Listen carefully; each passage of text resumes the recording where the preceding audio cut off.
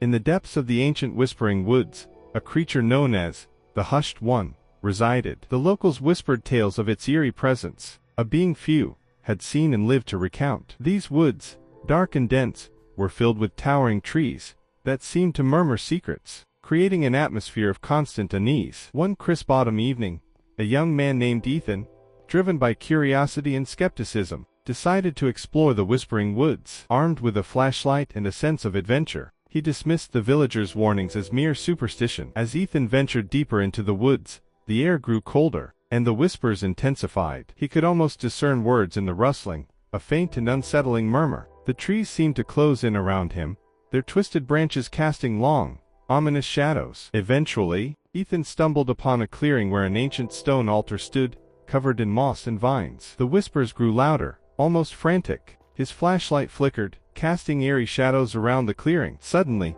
the whispers ceased, leaving a deafening silence. From the darkness, the Hushed One emerged. Tall and gaunt, with pale skin and glowing eyes, the creature's long, bony fingers ended in razor-sharp claws. It moved with an unnatural, silent grace, stopping inches from Ethan. Ethan tried to flee, but his legs refused to move. The creature's eyes bore into his, and in a voice that was both a whisper and a scream, it spoke. "Why have you come here, human? This is a place of darkness, where the living do not belong." Before Ethan could respond, the creature placed a single, icy finger on his forehead. A wave of cold washed over him, and his vision blurred. He saw flashes of the creature's memories, centuries of solitude, guarding the woods from intruders, its pain, anger, and loneliness. The vision ended as abruptly as it began. Ethan collapsed, gasping for breath. The Hushed One leaned closer, its face inches from his. "Leave this place," it whispered, "and tell no one of what you have seen. The woods must remain undisturbed." With that,